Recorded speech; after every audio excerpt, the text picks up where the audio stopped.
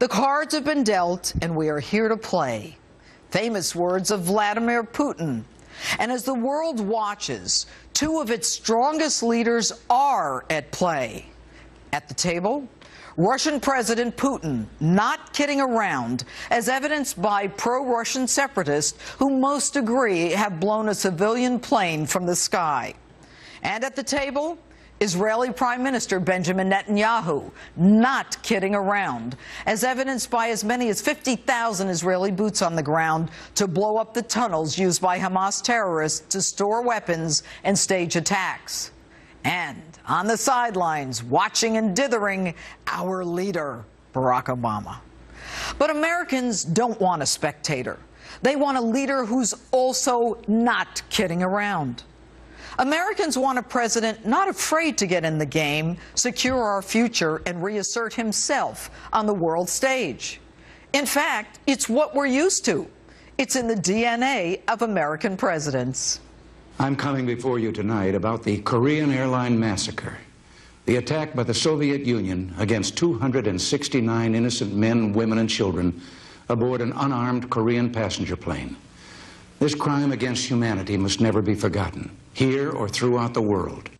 But can the man who occupies the White House today even be that leader? As 5 of the world's worst crises are at play, they may seem geographically distant, but in truth, your security and freedom are in imminent danger.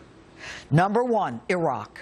Sunni militant group ISIS has plundered and murdered their fellow countrymen. They've taken over parts of Iraq, Syria, and the border of Jordan.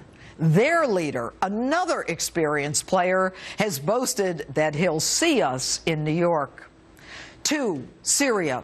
Civil war has taken the lives of well over 170,000 people as 16 different rebel groups join forces against Assad. 3, Ukraine. Pro-Russian separatists at war with the Ukraine government. 4, Israel and Hamas, a continuing fight by America's strongest ally in the Middle East. And 5, the United States southern border, where immigrants, admitted gangbangers, many without vaccinations, are infiltrating our border.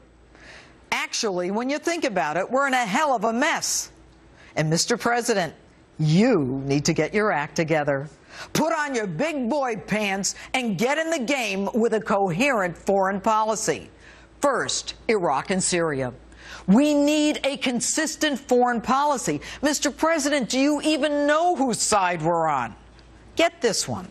In Syria, we support rebels fighting against Iran and Russia.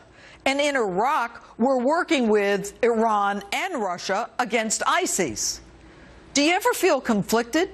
Mr. President, you can't have it both ways. How do you know whether to shake someone's hand or throw a bomb at them?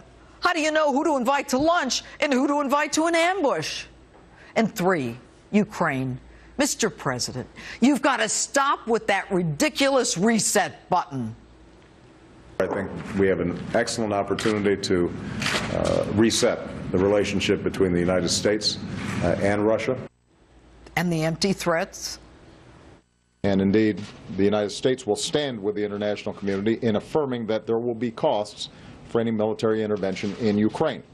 Here's a thought. Sanctions against Putin must be so strong and so immediate and so certain that they bring him to his knees.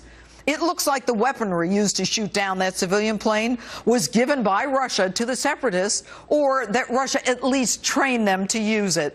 And here's another thought. Instead of leading from behind, try getting Europe behind you on this one.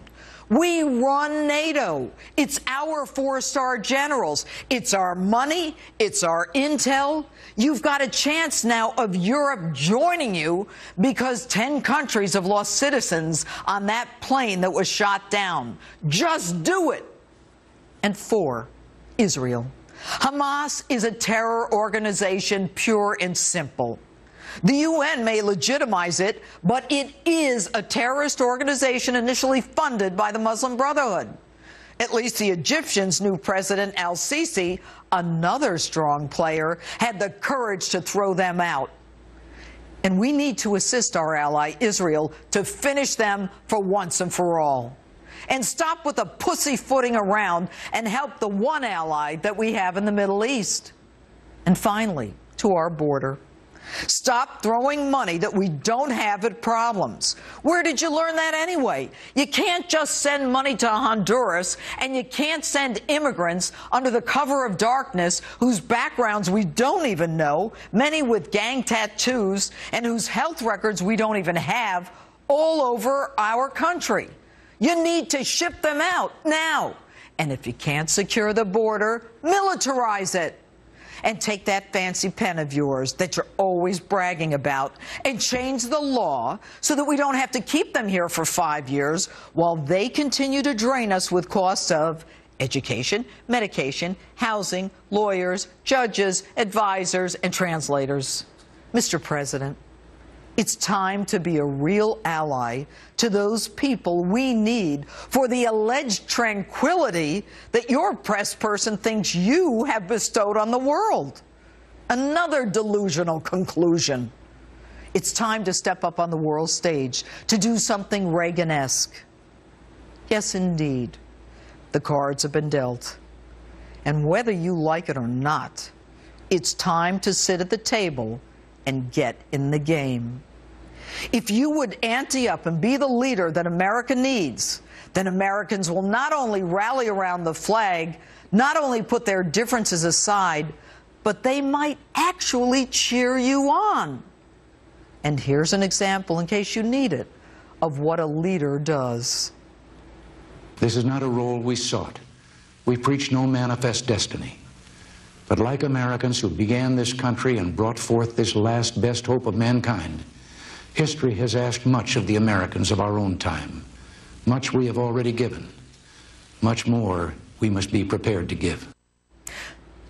The only question, Mr. President, is you take your seat at the table. Can you rise to the occasion? Can you be the leader that America demands at this dangerous time in history? And remember one thing, your bluffing will never work in this high-stakes game.